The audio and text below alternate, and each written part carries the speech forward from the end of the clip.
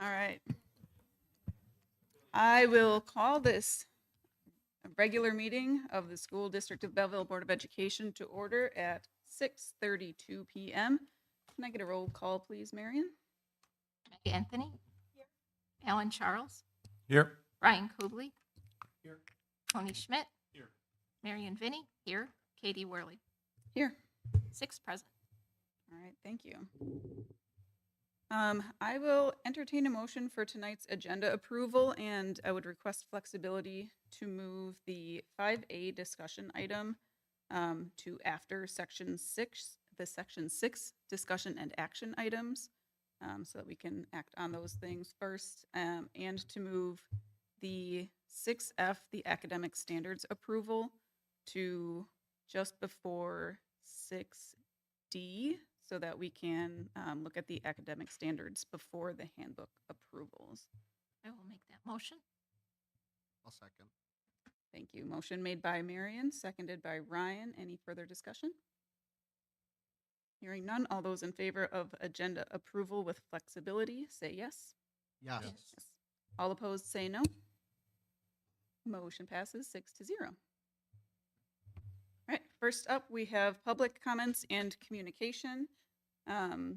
And I don't think we had anybody on the agenda today, so we have no visitor comments. We'll move ahead to district highlights with Jim, if you have anything to share. There are no district highlights for this month. Didn't have enough time to pull that together quite yet, so look for that next month. All right, thank you.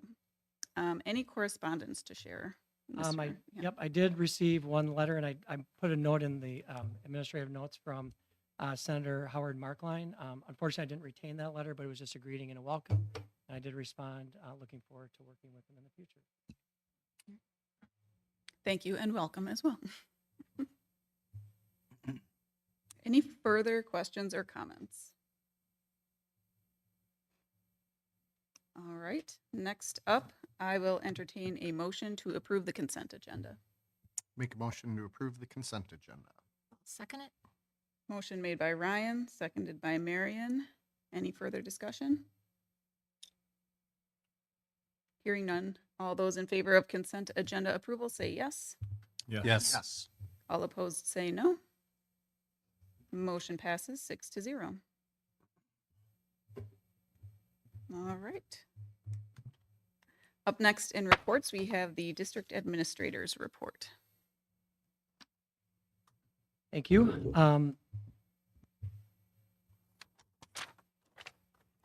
So first, I want to thank the School District of Belleville staff, students, school board, and community for their warm welcome.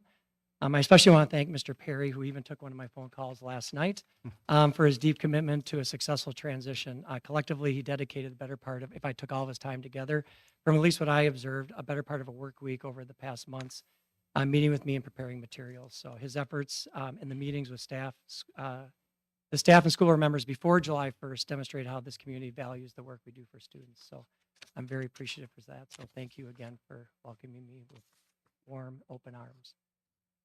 Moving on to some of the other pieces that happened over the past month. So movie night at the pool happened before I arrived, but I did learn about, and I had a chance to talk with Jean tonight or this afternoon as well. In association with the Belleville Area Cares Coalition, they sponsored the movie night at the pool like what had been done last year. This year was on June 14th, last year was on the 17th, and I know they had moved that with the Fun Flicks outdoors so they could have it at an earlier time so the kids could get to bed earlier. And then I don't know if you're able to pull that picture up. There was a picture in the notes of the agenda of that evening. So again, it was quite a good turnout, just like last year. So that was really heartwarming experience to see. Also, we do have summer school going on right now. It's been very active, and we had that initial enrollment. I believe you were made aware of 604 students with 573 from internal. And then another 31 who did not attend the school district during the school year. Those 31 are either residents who attend school elsewhere or might be a non-resident paying to attend our summer school classes. And since the start of the summer school, those numbers have fluctuated a little bit. We've had some additions, some students for a variety of reasons. Sometimes it's usually just a schedule conflict with the families or an opportunity where they realize they could sign up. One summer school activity you might be interested in is The theater class has the Rainbow Fish, the musical, is going to be presented on Thursday. They've been doing their dress rehearsals, and today when the lights went off and it was completely black in there, and I could still hear feet moving, I was a little worried for everybody, but they did survive. Lights came on in time, and fortunately the kids knew enough to finally stop. So that's going to be Thursday at 6:30, so they want to make sure that you knew that you were very welcome to attend. It's a 40-minute presentation, so that'll be, again, Thursday night in the auditorium right over here. No cost to attend.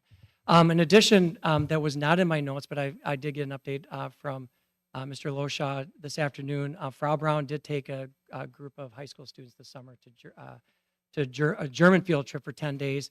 The stops included Vienna, Austria, Munich, Germany, and Interlaken, Switzerland. She said our students did represent themselves really, really well.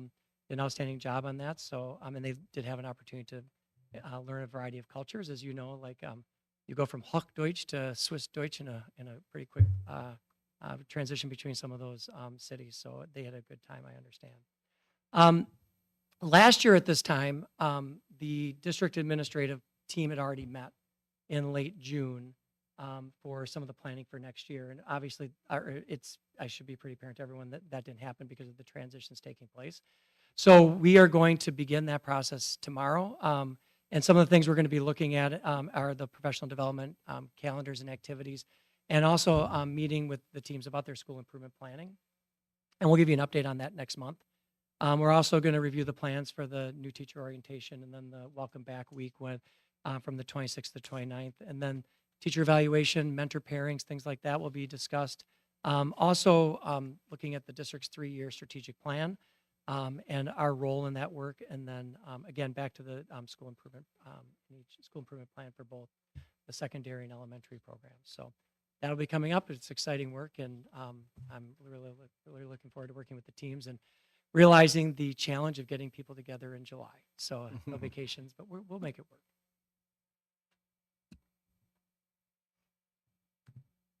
All right, thanks, Jim. Up next, we have our CISA 2 report from Marion. Thank you. So we had 3 meetings on June 18th. We had our first meeting started at 5:30. We went through a lot of the director reports and a few action items, and then we had our delegate session. And Tom McCarthy, the deputy state superintendent, was there and had really great comments to share. And then we proceeded with our delegate meeting. We were looking for new board members from clusters A, B, D, and E. And we were able to, was from cluster D. And then we had 2 other volunteers from A and B. We still don't have a representative from cluster E, which is kind of the Beloit area in that part of the state. So, and then we adjourned into our organizational meeting and went through the oath of office for the 3 board members, and then went through kind of the regular, like our newspaper, our bank, and that sort of thing. And let's see. And then I was elected chair for the 3rd year, so that was a nice honor. And so I think we'll have a really great year. So I do have the catalog of services, CISA 2 services, somewhere in my stack here that I'll pass around, and I can get additional copies, but it's good to look at, and the staff, CISA 2 staff did an amazing job in putting it together. So any questions? Congrats on being chairperson again. Thank you. Congratulations. All right. Thank you, Marion. Thank you. Up next, we're going to move on to the discussion and possible action items, the first of which is the school board vacancy appointment. No motion is necessary for this action item, but Jim, will you give us a little recap of events thus far? You bet. So at the June 10th meeting, Jill Remy submitted her intent to resign, and that was at the end of June 30th. So starting July 1, we had that vacancy in place. And so we follow policy 142.5 to fill this. So first was the communication. We sent Skylar out to families. It was posted on Facebook. We did have the banner on the homepage for the district, and it was also the notice appeared in the Post Messenger Recorder. The details of that are in the board docs and the public content as well. And so the goal is that this person that when is elected will begin sitting at the table on August 12th. So we'll do the oath of office sometime after the election, after this meeting, but before August 12th. And hopefully enough time that we can do a little onboarding session as well, like that you just experienced, right? That we'll do something very similar to that. So the district has received letters from Steve Elliott and Beth Yers, so they're both here tonight. And the policy states that we have a protocol to follow that is also in the board docs as well. And so it starts from step A all the way through I. So we've already completed A and B, which is the public notice through the regular posting methods. And then the candidate shall contact the board president in writing by the deadline, and those letters were included in board docs as well for both in the administrative section and for the public to see. So we now pick up at step C, which I believe, Katie, you're going to walk us through. Yeah. And we're ready with some ballots as well. So let's get started. All right. So to get started, each candidate is welcome to make a statement on their behalf. So the order of speaking will be determined by a random drawing. Do we have something we can draw from? Perfect. Jim, why don't you do the honors? You're there. Closest.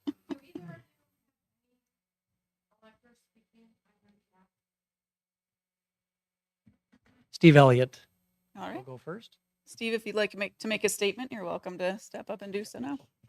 To be official, I know this isn't Beth Yers, you are speaking second. Try to keep it kind of brief. Obviously, I submitted my letter of intent, shared a little bit of my background, comfort, kind of feeling the role of serving on a school board and all that comes with that. I do appreciate the staff, the energy that all of you have put and time into that. I know it's not insignificant. People sometimes don't realize how big of a commitment that can be. A little bit about myself that I didn't include in the letter. We moved the district 2.5 years ago. I purchased a home about 3 years ago, but moved into the district 2.5 years ago.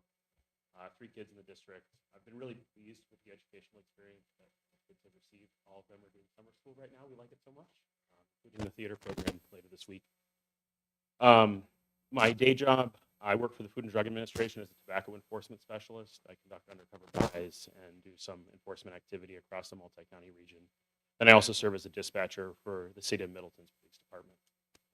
My wife and I own a business in Paoli, Landmark Creamery, next to the Pub and Grill. That's what people are generally more familiar with. So part of the reason that we relocated from Albany to this area was to be a little bit closer to her business. And honestly, to be in a slightly better school district, we were looking forward to the opportunity there to receive here. So look forward to your consideration and happy to answer any questions that you may have. All right. Thank you. Beth, would you like to make a statement as well? I normally don't write stuff out, but I had to for this one. Whoa, sorry. I'm also used to a microphone at work on my shirt. For those of you who don't know me, my name is Beth Yers. I am here to announce my intention to potentially be on the Belleville School District School Board. I have 2 kids in the district, one entering into 4K and one entering into 2nd grade. My husband and I have lived in Belleville since 2016, so we've been here about 8 years. During that time, we have been members of the community. My husband, as some of you know, has served both as a high school secretary and later a special education teacher in the Belleville School District. So I have seen firsthand his interactions both with students and with other staff and teachers in making this a successful school district. One of the reasons why we moved here in 2016 before we had kids, we were very particular about the school district we wanted to be in. I grew up in a district very similar to Belleville that had about 100 kids in a class. Everybody participated in multiple sports and multiple extracurriculars and had really strong academic skills to kind of prepare students for whatever future lied ahead for them. And we really found Belleville to foster all of those goals that we wanted as a family with our future children's, now current children's education. We also really like the small town spirit of Belleville as well. The previous, similar to what Steve said, the previous community we were living in, Verona, was nice, but it was big. And we really wanted to be able to walk into the bleachers on a Friday night at a football game and have everybody wave and be like, hey, how's it going? I saved you a seat. Come on over here. And I can testify that my oldest has sat with the high schoolers every single home football game for the last 3 or 4 years. I think at one point she thought she was homecoming queen because she got to wear the crown for 10 minutes. She was very excited. But that just brings the sense of community and the sense of partnership between the school district and the community together, which I think is very important in a city like Belleville. Now, I will say I don't have experience serving on a school board. I grew up in a family of educators, and I'm married to now a principal, and so I've seen that kind of firsthand, and I have a strong willingness to learn and to adapt. I work at Epic along with Katie, actually. So I work as a trainer there, and I spend a lot of time doing public speaking and teaching and education in computer science and healthcare IT. So I'm happy to answer any questions that you guys have. Otherwise, thank you very much for your time. Thank you, Beth.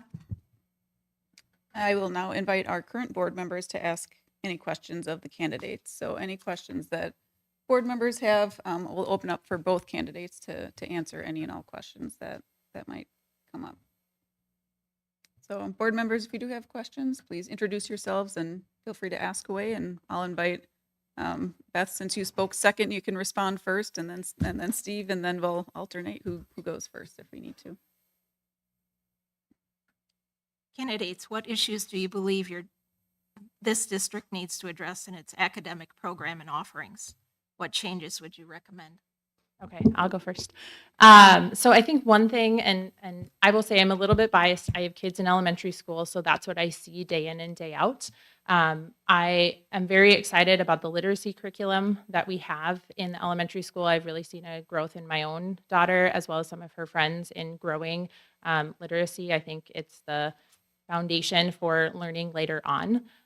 So from an elementary perspective, I think that's a really strong area. I think an area to grow in the elementary area would be social emotional learning. There's a lot of stuff that comes in today's day and age about balancing behaviors and emotions both inside and outside of school, whether that's with your family or in extracurriculars as well. So I think that's an area to start in a younger grade and move up, is social emotional learning and developing emotional empathy and communication skills that's not on a phone and not on a computer and not on Zoom.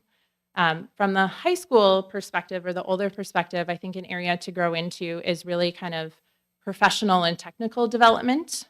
Students come out with good math skills, good literacy skills, good learning skills. But one of the things that I see in my job, and I work with a lot of recent college grads, so they're a little bit farther out, is a lack of critical thinking and responsibility. And I think that is something that we can embed in any curriculum, whether you're teaching at the high school level. It doesn't matter if it's science or math or psychology or consumer science.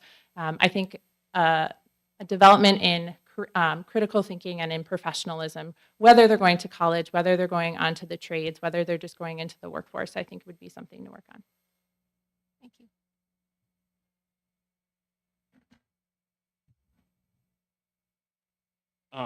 Honestly, I think the school's doing a lot right. I mean, and I think that's what Beth alluded to too. There's a lot to be happy with what the school does, particularly at the high school level. I think the continued emphasis on, I'm probably going to use the wrong terminology here, but like work study type experience or job placement type experience. I'm glad that that's something that my daughter as a junior will be able to participate in next year. And it seems like a really obvious and straightforward option.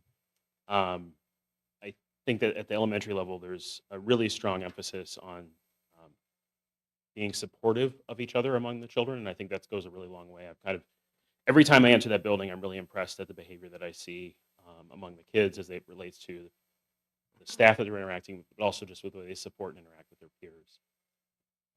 And this maybe doesn't touch upon necessarily academic standards, but obviously I see the one potential challenge on the horizon for the district is obviously growing enrollment, which is a good challenge to have, but it's also one that comes down to facilities and what the next steps look like and how to best accommodate those growing grades. And also in a community this size, how to accommodate the fluctuations from grade to grade, which puts a fairly high burden on your staff and their ability to kind of, unfortunately, have to be very versatile to address those challenges. So that's, as I kind of look, and what I'm hearing, at least from the few people that I talk to about that, and also from my kids, is just that issue with, oh, these grades are so much bigger than they were before, or what's coming up next. And then this is a really small academic standard thing that I would like to see potentially adopted by the district that I would probably bring to you at a later date, is that the state of Wisconsin allows for varsity athletes to receive credit for physical education for participating in sports. And while I think it's really important that they spend as much time learning the health and fitness side of physical education, I also recognize that for students that participate in a lot of activities, the ability to get credit for participating in those activities in lieu of participating in physical education provides them with another period of their day to either spend on academic studies or a study hall that allows them to do the work they need to do for their other classes. So very minor thing, but it's one thing that I noticed a number of districts adopted 12-ish years ago when the state allowed that, but Belleville has yet to do so. Thank you.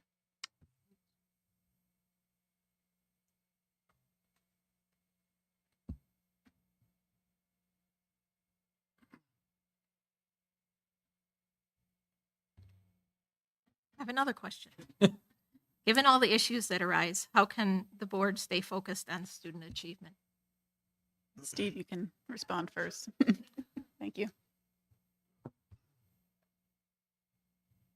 I think it's important that when we assess student achievement, we do it both through kind of qualitative methods, but also quantitative methods. We collect a lot of data in schools. Schools are often put to a test with the school report card and how we look at data. So that's a good way to make sure that we're seeing at least forward or sustained progress with academic achievement. But then I also think the school does a great job of surveying parents, surveying students. And I think some of that data can help ensure that we're focusing on academic achievement. We collect it and we talk about it and we make it a focus.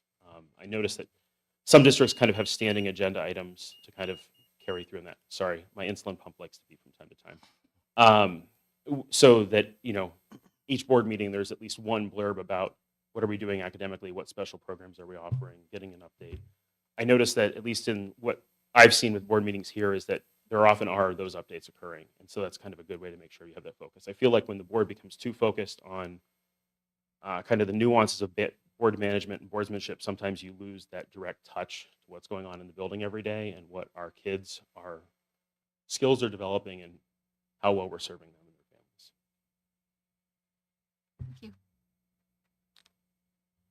Marion, was that you that asked the question? I was at a weird angle. Yeah. Okay. So Okay. Good. So I had similar thoughts. I think intentionality is important. I think intentionality is important by making sure it's on the agenda, making sure it's a part of something that is discussed at every board meeting, and even the smaller committee meetings as well.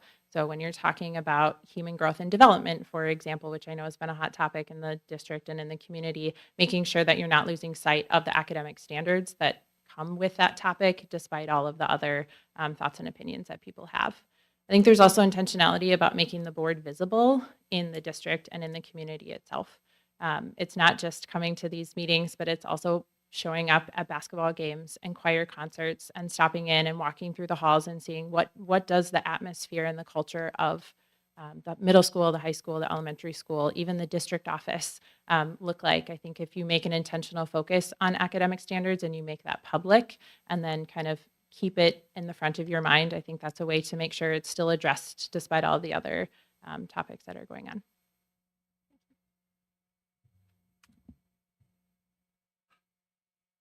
I have a question. If you were elected to the Board of Education, or if you were appointed tonight for, it would be for a short term, essentially, until April, where would you hope to have an impact within our district in that amount of time? And second part two, if you had a positive experience, would you consider rerunning in April for a board seat again?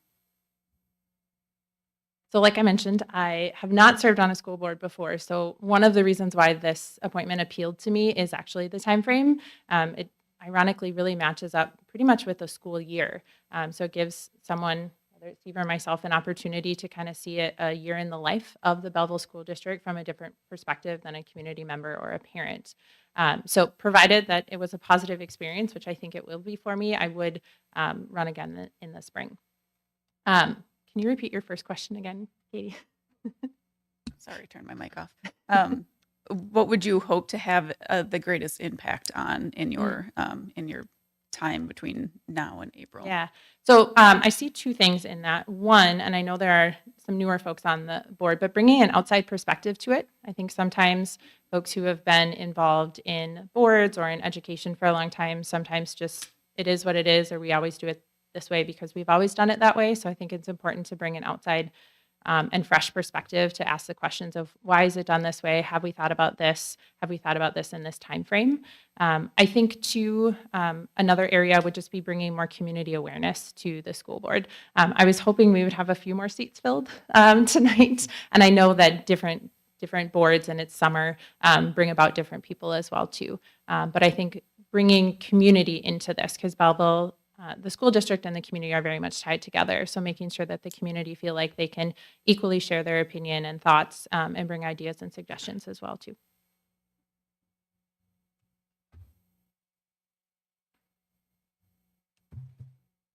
To kind of echo what Beth said, obviously it is a relatively short period of time between now and January 1st where someone has to declare their intent to run for re-election. So I come into this with the idea that I would intend to do so. I would hope that, that with the hiring of a new administrator and Mr. Smith's first year, that's going to be kind of probably a focus for the board in some way, shape, or form, regardless of whether you'd like it to be or not for the next year. It's just kind of the nature of new administrative hires. I've been involved in that process before, both where it's gone well and where it's gone poorly. And that can be something that really pulls the board's attention, which can be very unfortunate and can create negative dialogue. I certainly don't anticipate or expect that or anything like that, but it's also just an opportunity for, with the new administrator coming on board, the board kind of has a role to kind of do their best job to make sure he is aware of everything they're hearing in the community and things that they can share and position him best for success. And that's kind of really critical because even though the board is the board and is elected, the day-to-day operations obviously fall on your administrative staff, and it's important that the board play a key role in supporting them in all of their activities, and particularly a new administrator, and make sure that there's not a blind spot that's being missed. And that they're aware of it. Thank you.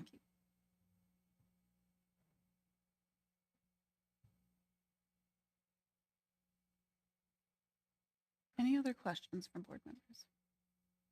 I'd like both of you to think outside the box and how can we engage the community more so? Steve, you're up first. Marion throwing the curveballs at you. No, I think community engagement is really important. I mean, I think so. There's very few people here, but if you look at how many people watch the live streams of the board meeting, unless each of you are going home and streaming it 25 times, to really checking what you said or what you did, there's a lot of people paying attention. It's just how do we make sure? It's very hard to have two-way communication between a board and the public sometimes. People are reluctant to come in. It's one meeting a month. They don't really know how to do it. So I think that engaging other voices sometimes requires just listening more as opposed, because they're there, they're paying attention, they're hearing things. I think social media has become our default channel for communication to the public, and it works pretty well sometimes. I do think it can get bogged down. I think it's nice that Belleville has done a really good job of separating what can happen in a district, which is a breadth of athletic communication overwhelming the school district's primary communication channels. And that is managed really well here. It's nicely separated. We hear a lot about academic successes and enrichment opportunities that are going on that are academic on the school board's primary channels. And I think that's really important. In terms of engaging other stakeholders, I think probably part of that is also just how do we engage the parents of the youngest students when they come into the building. Because the reality is that if you have a high schooler who's on their way out, that parent's attention to the school district is probably only going to be there in the most extreme of circumstances. If you really want to engage people who care the most and maybe not have the most capacity, but are going to have the longest skin in the game, it's going to be those people that are entering at the elementary level and engaging those parents and figuring out how they can be most involved and most active. Unfortunately, the reality is most people don't have capacity. When we have families where both parents have to work full time and they're trying to manage childcare outside of the school day, it's just really hard to engage the community. The nice thing here is there is probably some opportunities to engage people that have long roots in the district and or perhaps have more capacity through retirement or other time on their schedule and get them involved in what the school is doing. I know some schools have done some good integration with senior volunteers, particularly again in the elementary school because that's where they can play the biggest role. But then also, I imagine there's some opportunities with our high school, again, work study, career placement type programs where that's a good opportunity to get students working in businesses that are tied to the community and the district, and then also provide an opportunity for that business and the people that are involved in it, whether it's ownership or management, to also become more connected to what the school is doing.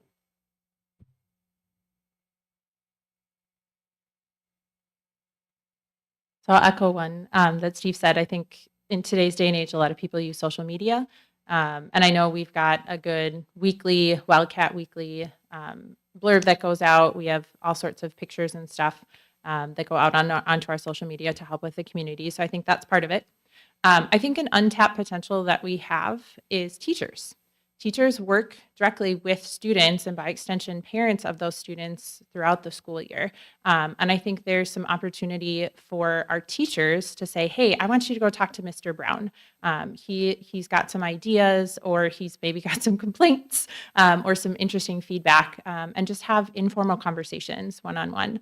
Almost like a coffee chat or a coffee talk. I know we have our key communicators group, which I've been a part of now for a while, and that's great to just open up the floor. What's going well? What do we need to work on? And I hope, Mr. Schmidt, you'll continue those. They've been really, really helpful as a parent. But I think we could go even a step further and ask our teachers and our staff to say, hey, who are parents that have really good ideas that maybe you're hearing in parent-teacher conferences or in email or just in side chats that you're having? And who are the parents that are, for lack of a better term, the squeaky wheel? Sometimes they just need to be heard. Sometimes they have really good ideas and it's just the wrong channel to get there. And I think the school board can be an opportunity to help with the load of that feedback and suggestions and to build the community in. I know administrators do that as well, but there's only so many of you, and it's a bigger board. So I think that's an untapped potential that we have, is to have teachers kind of help us liaise between community, especially parents, and the members of the school board. Thank you.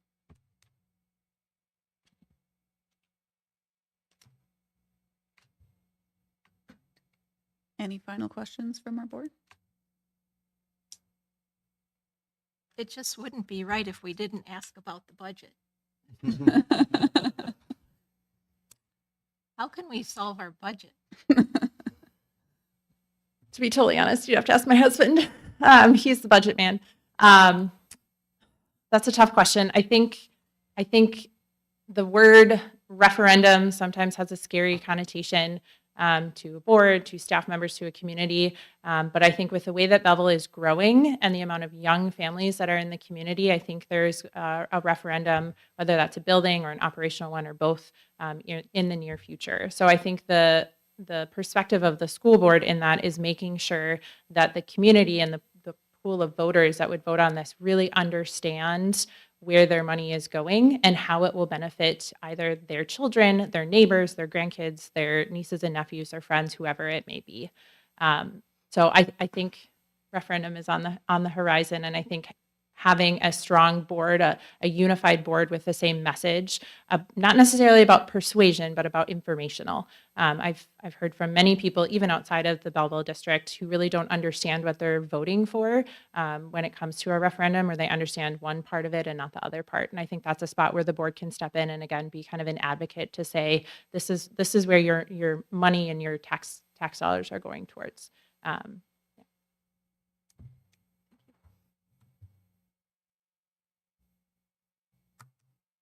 I think the biggest thing the school board can do as it pertains to kind of the budget is also to clearly communicate where our funding is coming from and whether it's adequate or not. State funding for particularly special education has been so woefully behind for years now.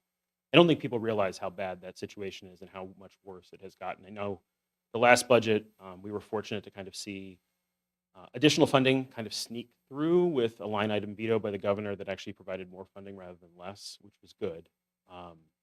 But the reality is I think that the public doesn't necessarily know how little reimbursement the state is providing for our highest need students and how challenging that is for a budget, because that's something that is not predictable. You can't anticipate whether those needs are going to go up or down, whether it's new enrollments or students transferring in. So I think that's a really key part of what the board can do is making sure the public is aware of whether we're receiving adequate funding to handle our needs from the state.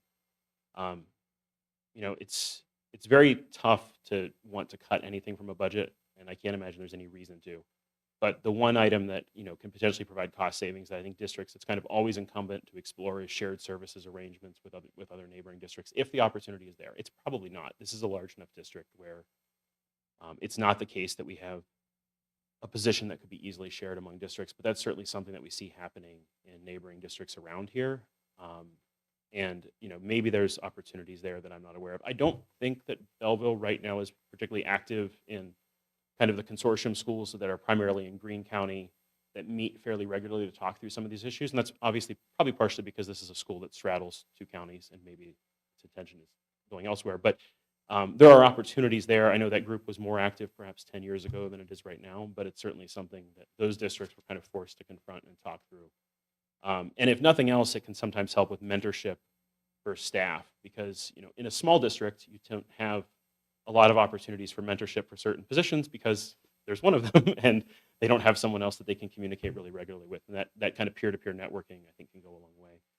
Whether that translates to actual cost savings in the budget, it's hard to say.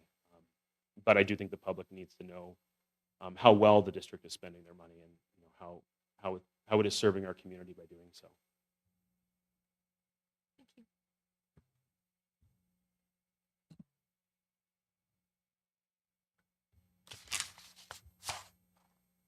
Marion, you got any other questions up your sleeve? Well, I have lots of questions. I just would like to thank the two candidates that for stepping forward and putting their name in for the position. So I agree. Thank you. Thank you for your questions, Marion, and thank you guys for your responses and taking the time to generate your interest. You're making this a tough one for us. We didn't have any residents signed up to make a statement on behalf of either candidate, so we will move on past that and open it up to the board for any discussion that we'd like to have prior to voting.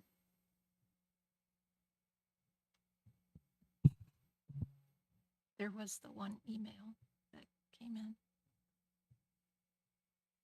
I think it was today. Oh, should we read that out loud? I don't know.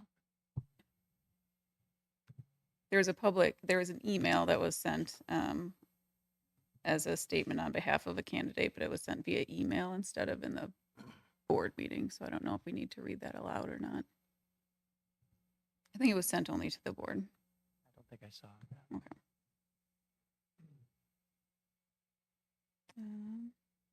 Marion, would you like to read that out loud? Do you have it pulled up? I don't have it pulled up. Okay. I just thought it was important if other board members hadn't Okay. read it. Did everyone on the board see that email? Okay.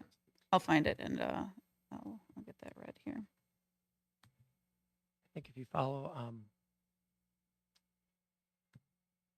the policy isn't clear about whether you can read that out loud or not. I think Okay. It's kind of vague. I mean, it doesn't say the elector has to be in person or not, but Okay. I think if you've all received it. you'll be able to do that. Yep, it has been sent to everybody on the board, so we had a chance to review that ahead of time. Thank you for that clarification, Jim. All right.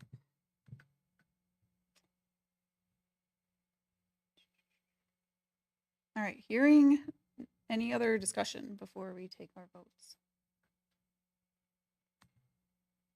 All right, hearing none, we will take it up for a ballot vote to appoint a new member of the School District of Belleville Board of Education. A simple majority vote will determine the appointment. So we each have our ballots that Kelly handed out. Thank you, Kelly, for that. Board members, please vote for your preferred candidate and sign your ballot for Kelly to collect, and then she can record them for us.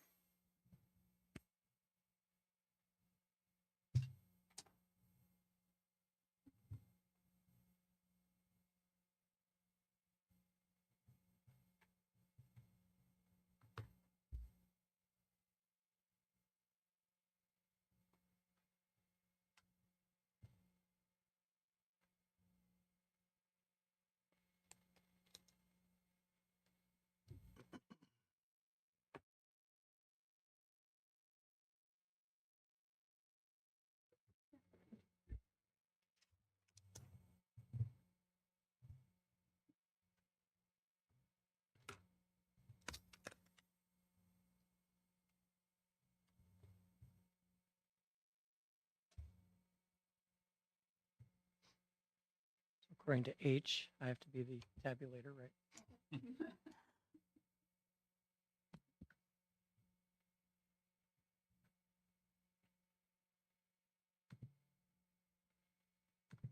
All right, we have one vote for Beth Yurs, one vote for Steve Elliott, a vote for Beth Yurs, a vote for Beth Yurs, a vote for Beth Yurs, and a vote for Steve Elliott.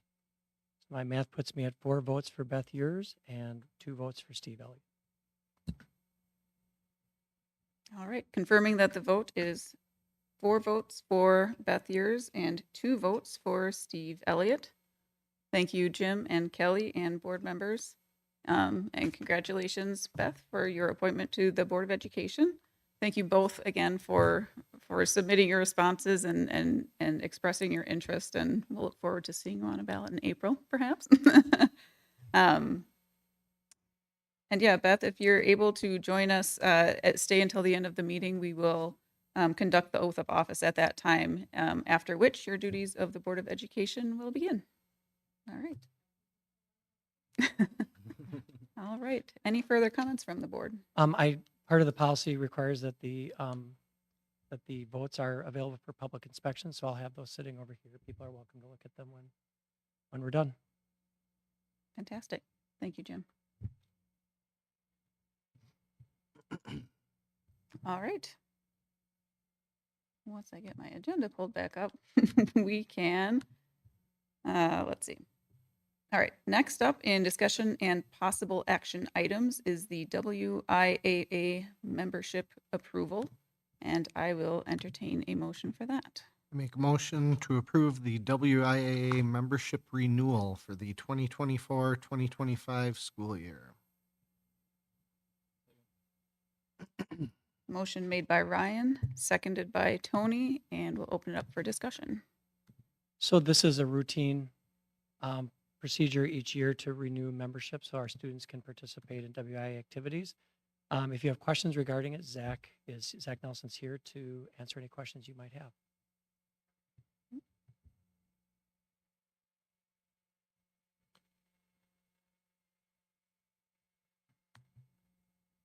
Any questions or discussion by the board?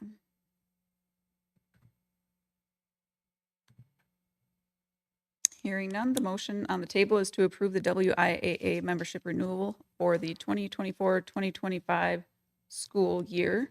All those in favor say yes. Yes. Yes. All opposed say no. Motion passes 6-0. Next item is 2024 to 2025 fall coaching contracts approval, and I will entertain a motion there. Make a motion to approve the 2024-2025 fall coaching contracts as presented. Second it. Motion made by Ryan, seconded by Marion. Opening that up for discussion. So I'm going to give Zach just a moment to step up. So he's going to just give a brief summary. There you go. Of the, this is for the fall assignments. This is not for any other part of the year. And I think you just want to make a couple comments just about the, some of the highlights from the. Yeah. Oh, that's loud. Yeah, for the fall, we are bringing all of our coaches back that we had in the previous season, which is very good. That's something that in years to come we strive for. You will see, if the only thing you may have had a question about, you'll see middle school cross country. I did just post that today. Tamara will do that if we don't find a coach, but we're still going to see if we can find someone else to do the middle school cross country for us this year in lieu of Tamara, if we're able to. Otherwise, every other coach is coming back for the fall, and we're still posting and looking for some more coaches in winter and spring. Middle school basketball needs 2 coaches, and then middle school track and field will be me again if I don't find another coach. I enjoyed it, but I want to give others the opportunity in front of me. Yeah.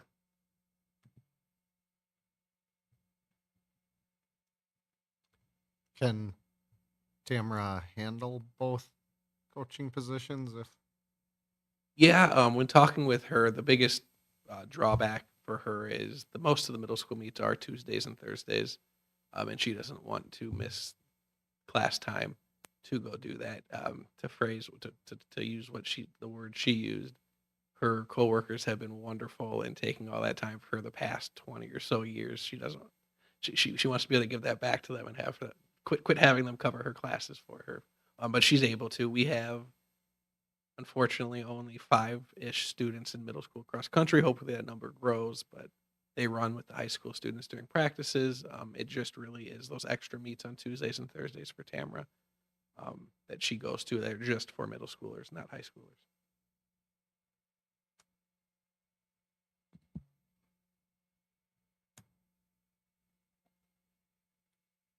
Any other questions from the board?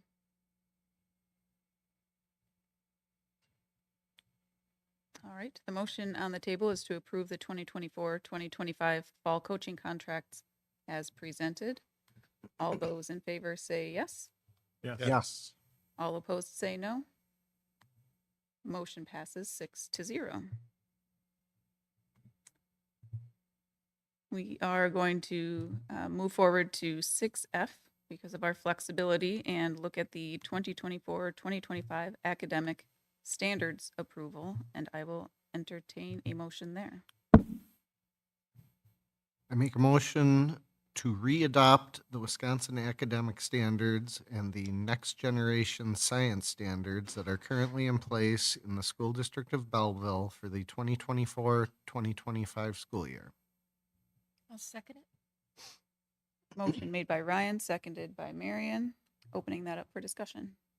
So Becca's going to give us a brief summary of, there's a slight change to this from the past year, so she's just going to walk us through that. And before she starts, good eye for Katie, because you noticed that the high school, secondary and elementary handbooks also reference the same language, and so that's why we're shifting based on what she's about to share. Yep. So in the past, we have adopted the Common Core State Standards, or the Common Core Standards, which is what our Wisconsin standards are based on, and they're fairly outdated, have not been revised since 2010. So we're just going to go with the Wisconsin academic standards and the next generation science standards, which we've continued to work from and have been building our vertical alignment in the science department between 6-12 on that next generation science standards. So that's why we're recommending the Wisconsin academic standards with the next generation science standards. And again, you approved the civics standards back in June. I had to think about that for a minute, what month it was. So any questions about that?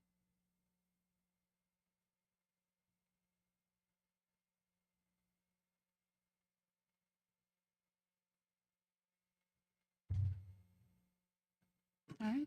Thank you, Becca.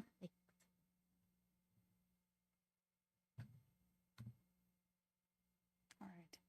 Any final questions or comments from the board?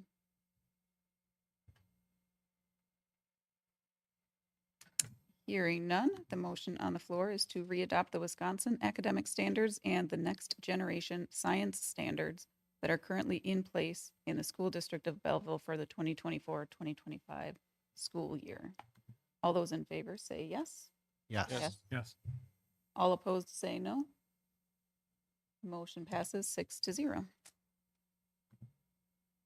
All right, we'll roll it back to 6D.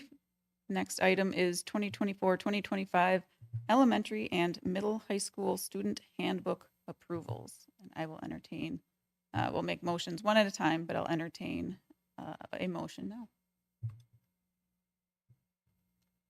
I'll make a motion to approve the 2024-2025 Belleville Elementary School Student Handbook as presented. Motion made by Ryan, seconded by Meg. Opening that up for discussion. So over the past decade, these continue to be revised, the handbooks. And of course, we tend to find, when fresh eyes get on it, we tend to find other items that, may have some language issues or things like that. And so one of the things I suggested was that we go through the approval process as it is, but we also had some suggestions from Marion that, so that we could look over in the next month, that we could bring it back for approval, because that's something that is understood, that the handbook is always a living document that we can continue to revise and update. So, so based on that, I think we'll start first with elementary. And Kelsey's going to come up and just give there's not a lot of changes there. One was tied to the last agenda item, as I referenced earlier. So I'll let you take it from here. Yeah, very minor. Just the language for fever said a day versus 24 hours. And then the student assessment piece, and then just adding a piece about costumes and keeping those just to dress up days because we can get a little bit carried away, which can be a little distracting. So just a minor addition there. Any questions for me? Thank you. Thanks, Kelsey. Any questions or discussion from the board? All right, hearing none, the motion on the floor is to approve the 2024-2025 Belleville Elementary School Student Handbook as presented. All those in favor say yes. Yes. All opposed say no. Motion passes 6-0. I make a motion to approve the 2024-2025 Belleville Middle and High School Student Handbook as presented. Motion made by Ryan, seconded by Meg, and we'll open that up for discussion too. So Mr. Loshaw's away this evening, so Zach and Liz are going to come up and just give a brief. Yep. We talked about this before. Yeah. They're looking at each other like, what? Yep, I guess Liz is going to do a solo. Just some big picture changes. As you see, there's 16 different changes. Some of them are just to align things with some policy. So I'll let Liz summarize for us. Yes, well, hello. It's nice. It's been great to meet some of you over the last couple of days and this past week as I've joined. I'm definitely getting my feet wet and becoming familiar with all of the policies. A great way to do that was sitting with Jim and Kyle going over the changes to the handbook. Students need to be in school and engaged in learning to reach his or her full potential. So I feel like a lot of the changes, while minor, were relative to student attendance. Some of the things that I would like to highlight or emphasize are changes encouraging teachers to be the first line of communication in the partnership with families regarding issues within the classroom. Another thing I'd like to highlight is that by tightening up requirements and procedures with our passes and the systems, we'll naturally have kids in the building more, maximizing their minutes in the classroom, which is huge. That's what we want to see. And lastly, Jim alluded to it, but most of them are updates so that we're being consistent. So board policy, athletic handbook, and then our student handbook are all matching. Any questions about the specific changes?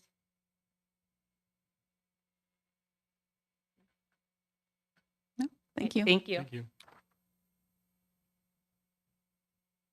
All right, any questions or comments or discussion amongst the board? If board members have any questions about my edits, you can give me a call. I was traveling while I was scribbling on these, so I apologize for some of the unneatness. So the edits that Marion, that you're proposing or that you have mentioned will not be included tonight, but will be included in a future meeting if we need to make adjustments. Just for clarity. And they're just suggestions. So. Thank you.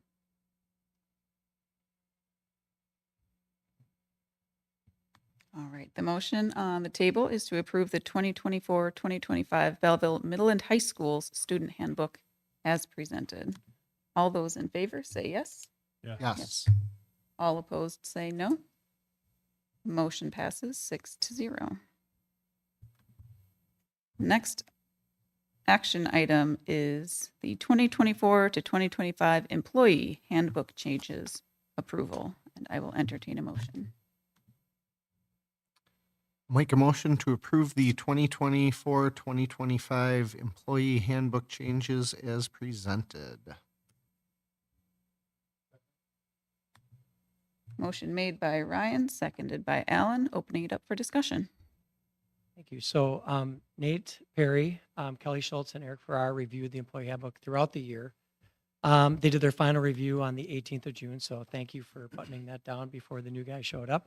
The district office staff did put those potential updates on their radar throughout the year and questions as they arise. So those changes are then brought to the board for approval once per year in July. And we do have a document attached in board docs with changes that appear. And what I'll do in a moment is I'm going to give you I'm not going to read through each one. I'm just going to give you the 1 or 2 sentence summary of what has been changed and why. And then if you have details, Eric Farrar is here to talk you through the conversation that took place back on June 18th before I came on board. So, and again, Nate also met with both the Belleville Education Association and Belleville Education Support Team, BEA and BEST members to informally share the proposed changes in advance. And then also the handbook was developed just as a reminder back from the master agreement after Act 10 in 2011. It's a legal document and has been reviewed by the Wisconsin Association of School Boards and Boardman and Clark attorneys in the past. So that's why if we ever made any big changes, we would want to make sure that we get a legal opinion if it's something that's substantive. So to start, if we go through those handbook changes from the first one was just to be consistent with the old master agreement. So that was item number 1, which is that page 6, section 3.01. So again, that was just meant to be consistent with the old master agreement. If you want to know details, Eric can field the conversation led there. So this is where we're going to go back and forth. I'll give you the big picture. Eric will answer any questions. So anyone have any questions for Eric on that first one? It's just more of a clarification than anything. Thank you. Likewise, number 2, page 31, section 7.01, in terms of mileage reimbursement is a clarifying expectations as well.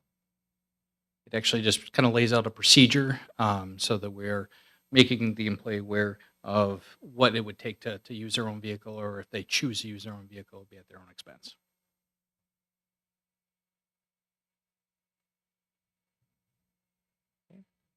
Number 3, page 35, regarding the sick leave payout, that's a raise from $10, so this makes it consistent with what support staff are receiving at $25.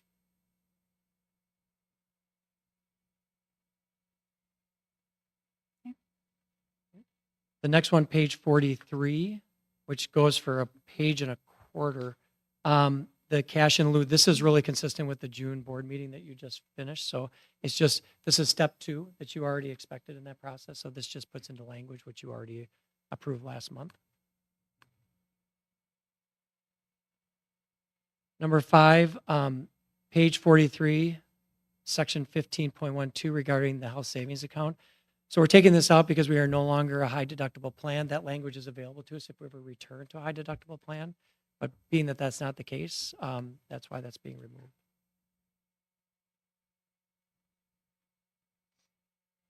Doing my patient pause. You're doing great. All right, page 81, number 6. Number 6 is page 81, section 7.05 on mileage reimbursement. Again, there's no need for this. It's already addressed elsewhere.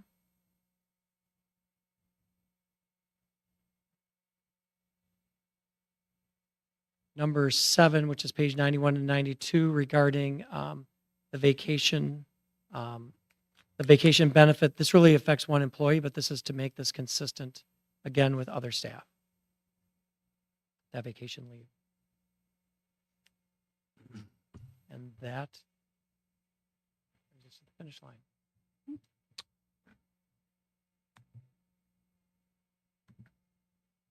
Thank you for those updates. Any questions or comments from the board to either Mr. Farrar or to Jim?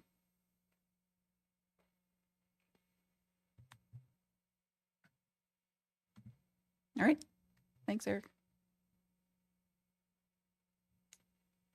The motion on the floor is to approve the 2024-2025 employee handbook changes as presented. All those in favor say yes. Yes. All opposed say no. Motion passes 6-0. We will jump to the next item, which is Neola policy number 2264, non-discrimination on the basis of sex in education programs or activities. And I will entertain a motion there.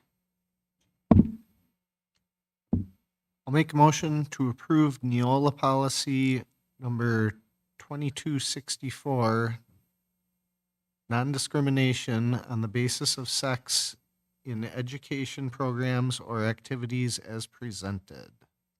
I'll second it. Motion made by Ryan, seconded by Marion, and opening it up for discussion. So Becca's going to give us a summary of this policy in just a moment and the changes proposed. I'm just going to start out by just saying, you look for evidence of a very dedicated, committed school district. This is one.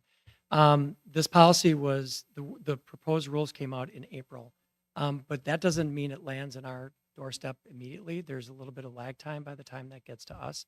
And yet it has to be in place by August 1st. And I remember Mr. Perry asking if he would like that to be, if he would like him to begin working on that in June. And knowing the deadline, and we only have one meeting in August, the answer was yes, please start yesterday, which he already had, of course. And so the policy team came together in June. And so Becca's going to walk us through the story of the policy, what's some of the big picture items that are in there. As you can tell from the draft policy, there's a lot there, a lot of changes.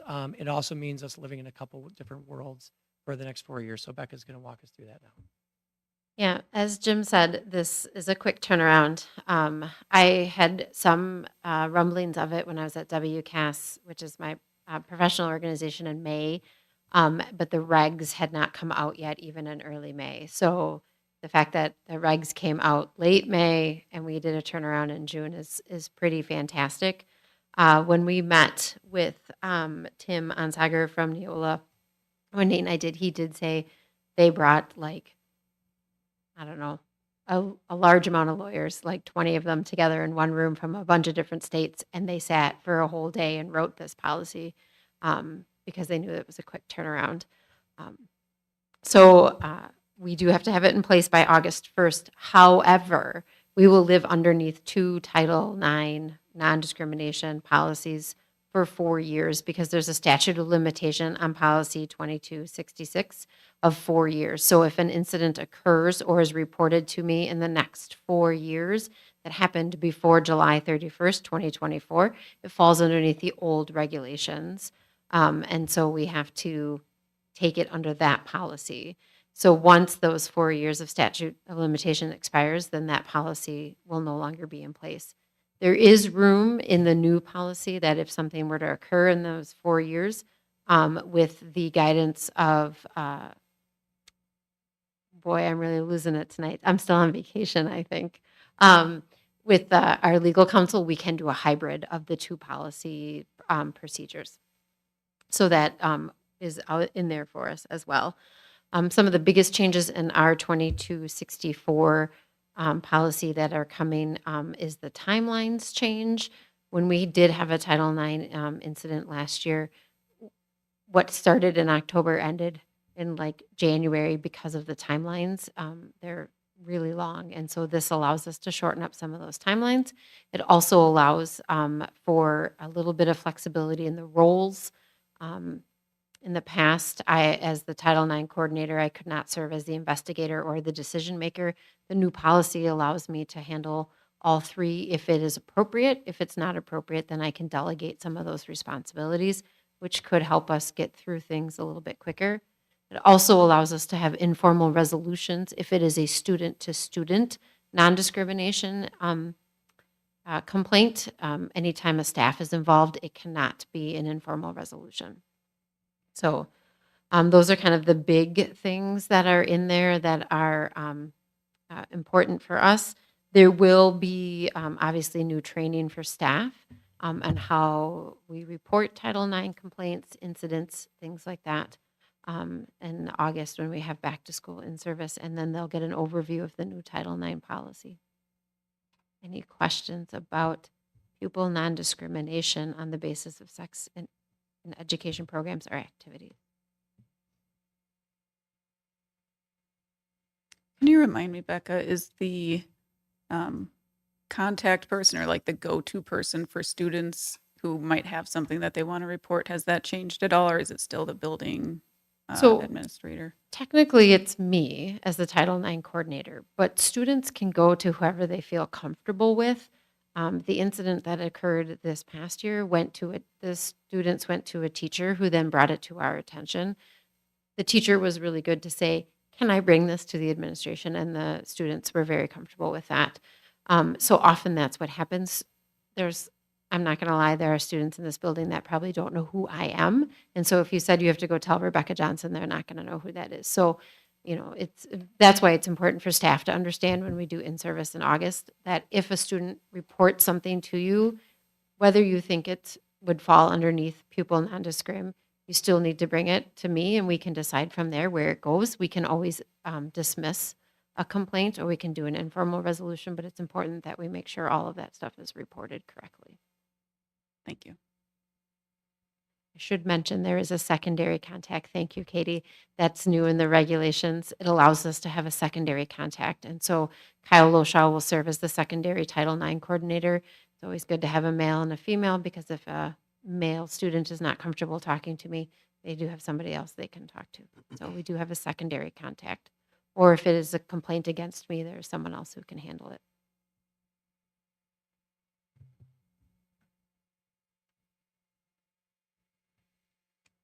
Yeah, and I want to thank you for your diligence and the quick turnaround. I know this was a really fast one, and working with both Nate and Jim, like during the transition, as if we didn't have enough going on, to have this kind of come down the pike was quick, but it seemed like a pretty painless process to kind of once they had the legality figured out. Yeah. And I'm not going to lie, I'm kind of a nerd. I might have read the whole thing from beginning to end. So I kind of nerd out on that stuff. And so as a reminder to the board, normally when we have Neola policy updates, we bring a draft proposal and then we wait a month and like for the first reading, and then we wait a month for comments and feedback and have a second reading at which we vote for it, a vote to approve it or not. This time the content was sent out early to the rest of the board in an email, so that we all had a chance to review it ahead of time because it is on tight turnarounds and we would have needed a special session to approve these prior to our August board meeting if we didn't do our reading ahead of time. So with a little bit of homework, we can avoid an additional meeting, and we'll be approving these tonight based on our motion and vote this evening. All right. Thank you, Becca. No problem. I'm going to hang out here because I have the next item. Okay, So great. It's going to hang out. All right. Any other questions, comments, or discussion?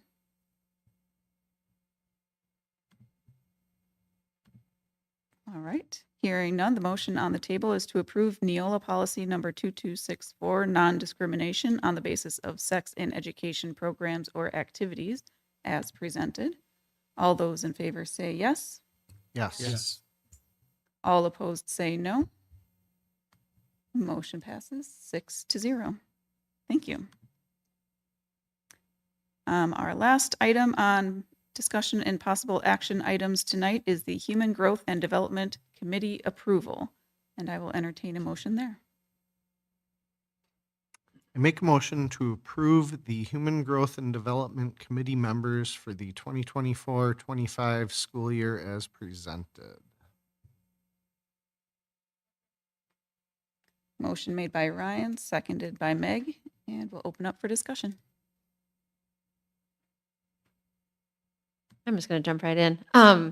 Sorry about Go for that, Mr. Schmidt. So we are making really good progress with our HGD curriculum. However, those committee members that were at the last meeting noted that we had a really hard time getting to quorum. And last year on July 10th, 2023, we had a corrective action plan from a formal complaint that said we would not meet without quorum to do the work. And then, so we've had several committee members now that have said that it just is too much of a commitment. And when you look at the first column on what I sent to you, that is the current members that are approved, our ratios are off. State statute gives us ratios of who can be on the committee. And so we needed to ask for new committee members so that we can continue to reach quorum to do the work and also fall within state statutes and having the correct ratio. So if you take the top box of committee members and add on the new ones, which would be your second box on the sheet I provided, those would be the new additional members. We sent out a Sky Alert with a form, gave people, I think it was like 8 or 9 days to respond to become part of our committee. Each of them were sent a letter asking one last time to make sure you want to be part of it. Nobody backed down. And so this will be our new committee if you approve it tonight, which falls within the ratios that is provided within state standards or state statute, and hopes that we can then get quorum because we'll have more people to hopefully attend meetings. The goal is not to go backwards in the work that we have done, but to continue to move forward because after the committee completes the work, I, as director of instruction, have to go and do the crosswalk and make sure that all of it will be implemented correctly and then bring that to the board. We'd like to have that done so we can implement as soon as possible, but understand that the work needs to be done correctly and appropriately.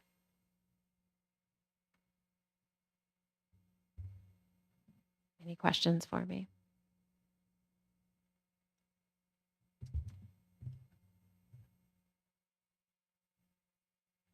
Thank you, Becca. Welcome.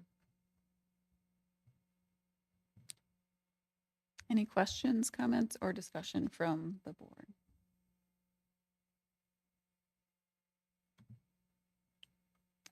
Hearing none, the motion on the table is to approve the Human Growth and Development Committee members for the 2024 and 2025 school year as presented. All those in favor say yes. Yes. Yes. All opposed say no. Motion passes 6-0. And a thank you to everybody who is joining the committee and stepping up to participate in that committee. I'm really excited to see what we're coming out with soon. That concludes our discussion and possible action items. We will move along to discussion items. And the first item up for discussion tonight is boardsmanship and an update from the WASB Spring Workshop.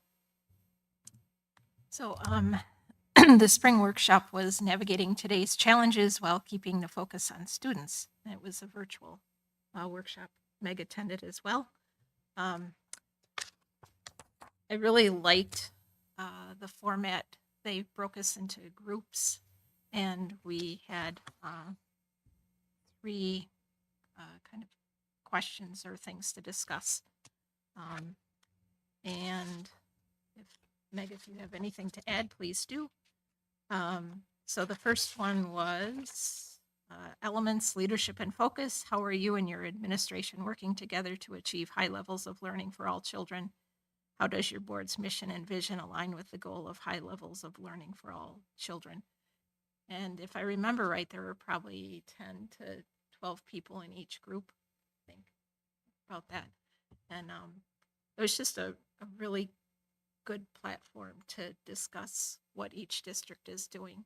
And I think that's why I enjoy CISA so much, is that every month I can talk to 11 different districts and see what they're doing. And so I really like this format and encourage WASB to continue this format. The second one was accountability. What metrics are you using to measure outcomes for all students? And how does your district monitor and communicate progress toward those measures? And then the third one was communication and engagement. How do you navigate the discussions that are brought forth with specific focus on some kids while reflecting and considering all kids? And what are your schools implementing to keep all students engaged in their learning and keep them coming to school? So just a lot of really great ideas came out of the discussion.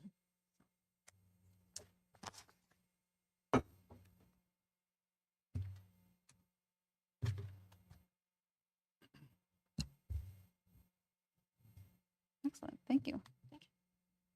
Any questions or comments from the board?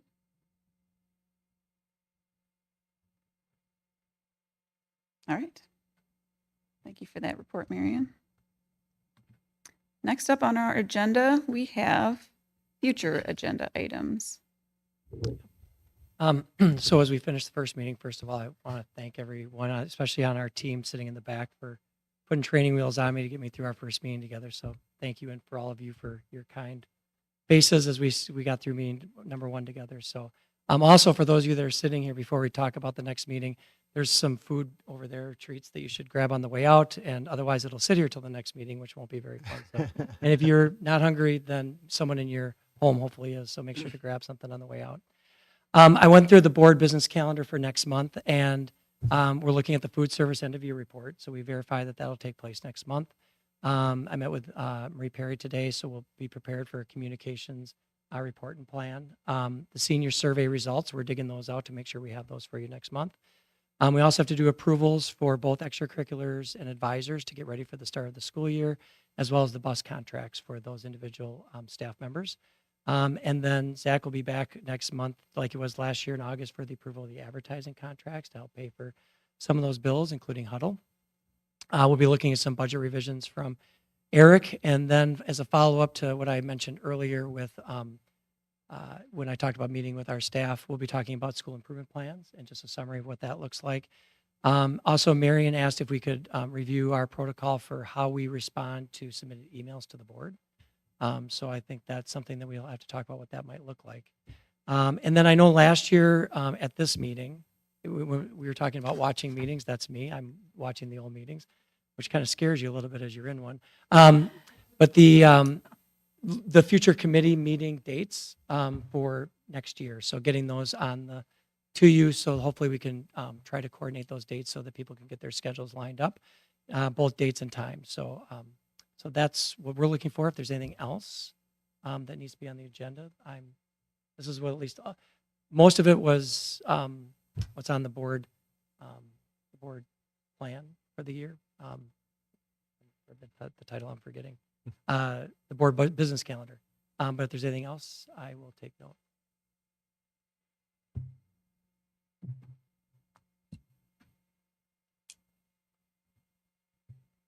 I think we're good. All right. Future board meetings, you said will come at a later date. Do we have any ones before our next regular meeting? Well, we have no special meeting. You mean just the August meeting? Before the August meeting, do we have any committee meetings or anything like I that? do not on have the- any committee meetings Okay. before August. All right. Next August meeting. Okay, thank you. All right, any questions or topics from the board about future agenda items?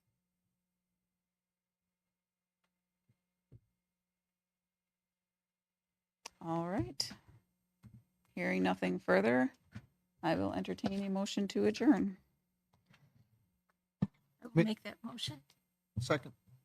Motion made by Marion, seconded by Ryan. Any further discussion? Hearing none, all in favor of adjournment, say yes. Yes. Yes. All opposed, say no.